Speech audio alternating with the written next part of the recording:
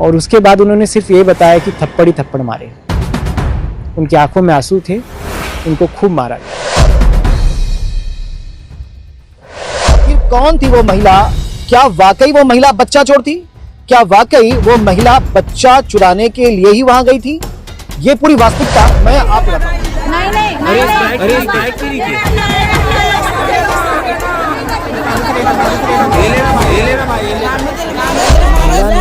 हमें जो बताया कि मेरे पास चॉकलेट था, मैंने चॉकलेट बच्चे को दिया, तो बच्चे ने उंगली पकड़ा और मैं उसको पा गई। और उसके बाद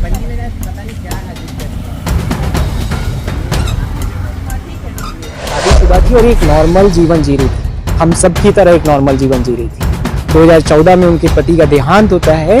उसके बाद धीरे धीरे करके उनकी बेटी जो खिलेश्वरी नाम की एक छोटी बच्ची है, उसको उनकी सास द्वारा सेपरेट कर दिया जाता है, अपने साथ रखा जाता है।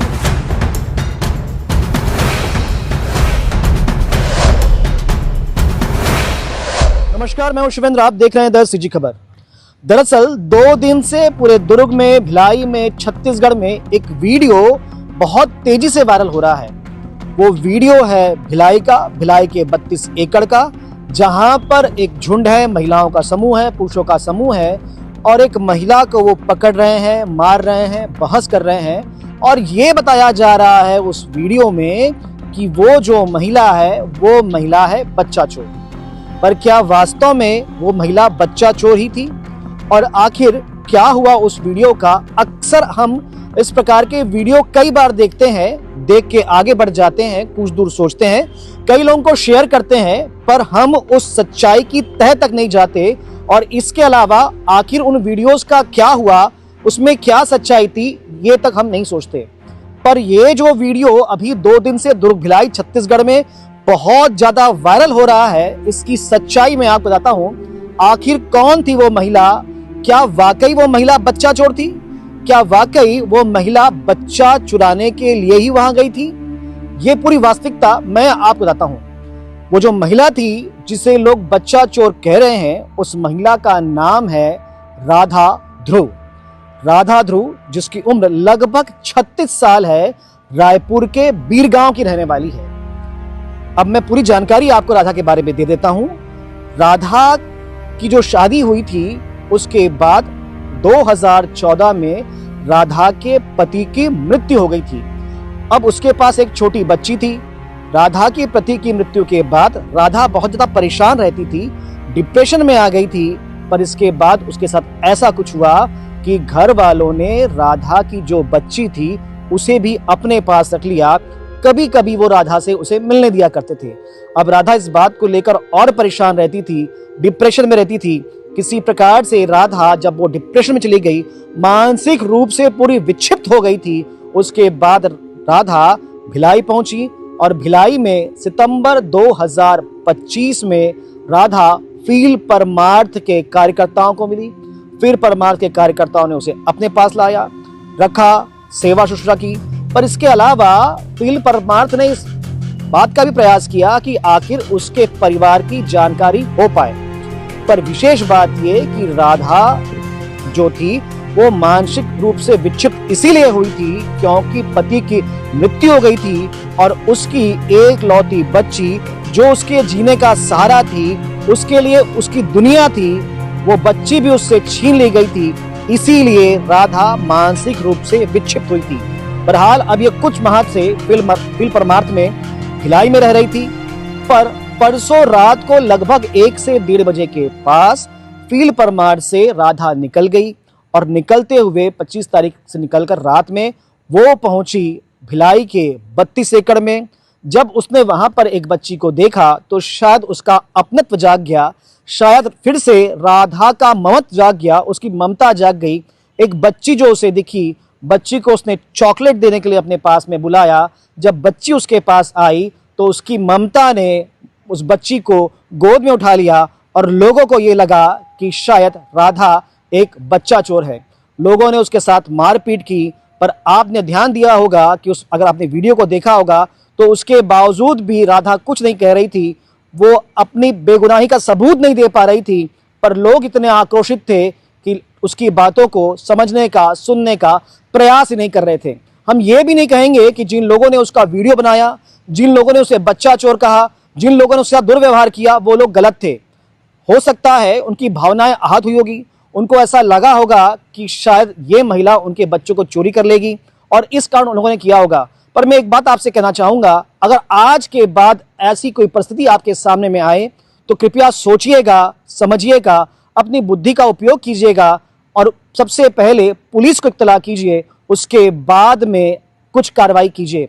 फिलहाल मैं मौजूद हूं फील्ड परमार्थ में, इस संस्था में जहां पर राधा कुछ माह से रह रही थी।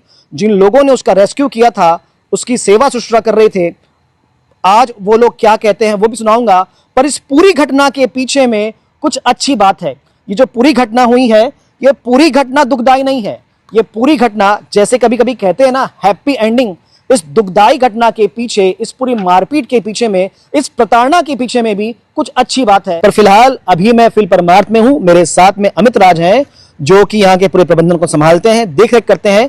अभी हम इनसे बात करेंगे राधा ठाकुर, जिसके बारे में ये वीडियो की चर्चा चल रही है।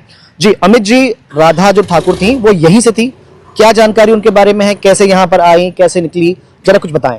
नमस्कार आप सभी को। संध्या जी हमारे साथ हमारे आश्रम में, थोड़ा सा मेरे को थोड़ा समझ आऊंगा।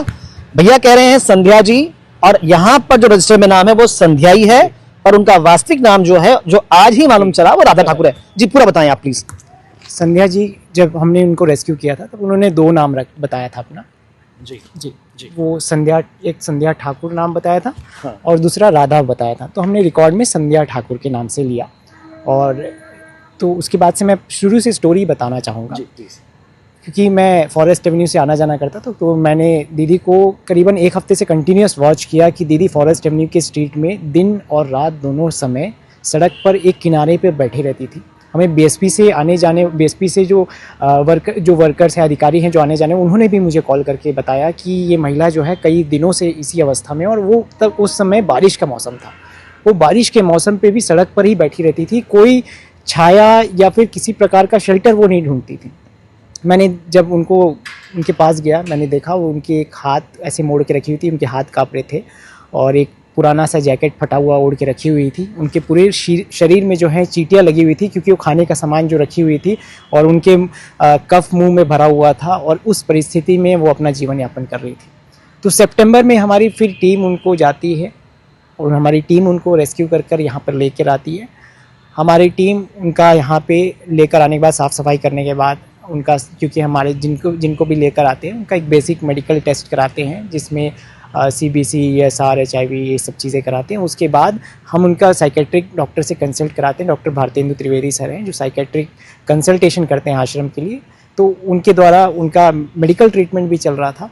हमने भी वीडियो अपलोड किया था कि राधा जी का घर पता चल सके। हमने भी ये बताया था लोगों को कि ये 2 जगह बता रही हैं, करीहड़ी भी बता रही है, रायपुर भी बता रही है। अगर आपको किसी को भी पता चले इनके घर के बारे में तो हमें ज़रूर सूचित करें।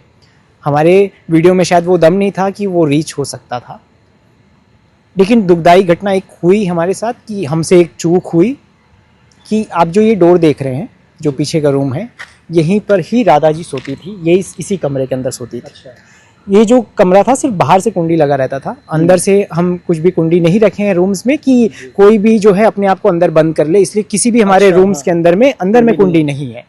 तो क्योंकि सब लोग दिन और शाम पे वॉकिंग करते हैं, तो शाम को शायद उस कुंडी को किसी ने खोल दिया था, और रात को 1-1:15 बजे वो दीदी धीरे से वो दरवाज़ा को खोलती है और वहाँ से निकल जाती हैं। क्योंकि हर 1 घंटे में राउंड्स होता है, जो हमारे केयर गिवर्स होते हैं वो जब राउंड्स करते हैं तो देखते हैं कि राधा जी नहीं है, तो वो मुझे कॉल करते हैं। मैं कैमरा चेक करता हूँ तो देखता हूँ कि 1:15 बजे करीबन राधा जी इस मार्ग से निकलकर, वो जो प्रीकास्ट बाउंड्री वॉल आपको दिख रहा है उसके नीचे में करीबन 1.5 फीट के आसपास का गैप है, 1-1.5 फीट के आसपास का, उस गैप से निकल कर जाती है।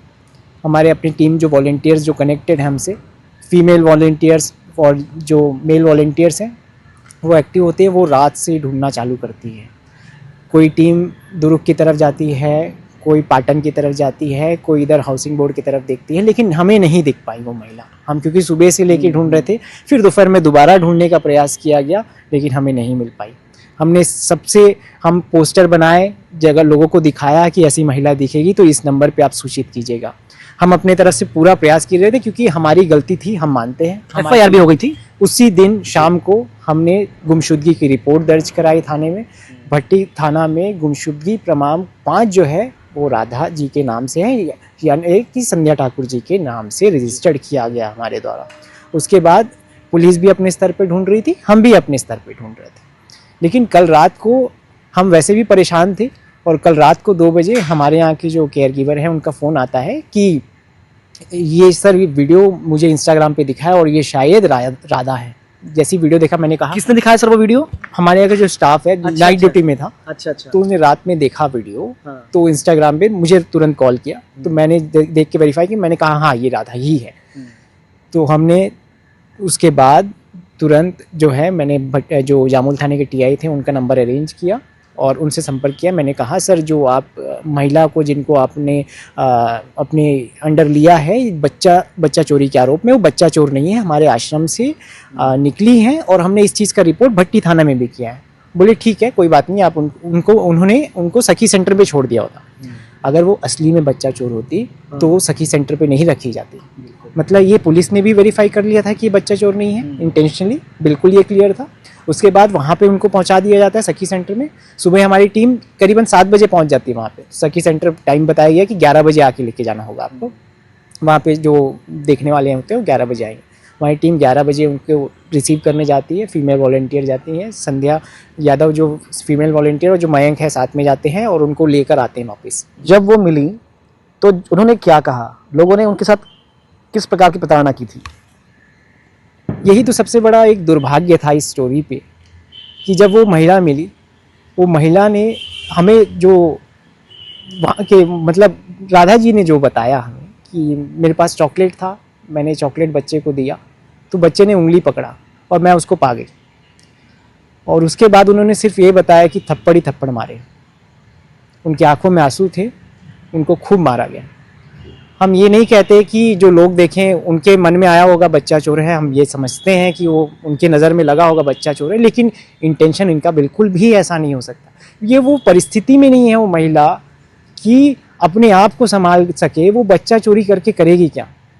लेकिन जब उनका भाई यहाँ पर आता है तो मैं जब उनसे बात करता हूँ तो उनके भाई का जब स्टोरी बैकग्राउंड पता चलता है राधा जी के बारे में, तो जब वो बताते हैं कि ये शादीशुदा थी और एक नॉर्मल जीवन जी रही थी, हम सब की तरह एक नॉर्मल जीवन जी रही थी। 2014 में उनके पति का देहांत होता है। उसके बाद धीरे धीरे करके उनकी बेटी जो खिलेश्वरी नाम की एक छोटी बच्ची है उसको उनकी सास द्वारा सेपरेट कर दिया जाता है, अपने साथ रखा जाता है, राधा जी से मिलने भी नहीं दिया जाता था। उसके बाद वो धीरे धीरे उनकी मानसिक स्थिति इतनी खराब हुई कि वो घर से निकलकर सड़क पर एक विक्षिप्त अवस्था में घूम रही थी।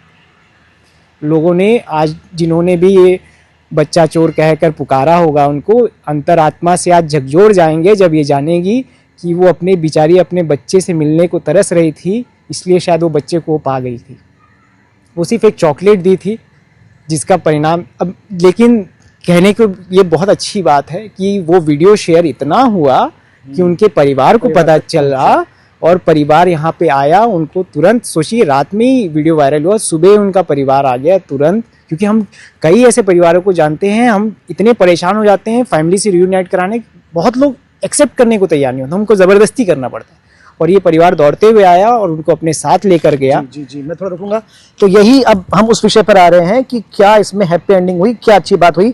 तो हुआ यूं कि जो वीडियो वायरल हुआ था, उस वीडियो के वायरल होने के बाद वो वीडियो उस परिवार तक पहुंचा जिस परिवार भी उनको ढूंढ रहा था और फील परमार्थम के लोग भी काफी समय से उसको ढूंढ रहे थे और वो मिल गया। तो उनको जानकारी वो वीडियो से हो पाई थी परिवार को। जी, वीडियो के माध्यम से उनको पता चला। उनके किसी फैमिली मेंबर ने जो दुर्ग के आसपास के गाँव में रहते हैं उन तक पहुंचा है, तो वहां से उन्होंने दिखाया कि ये शायद तुम्हारी बहन है।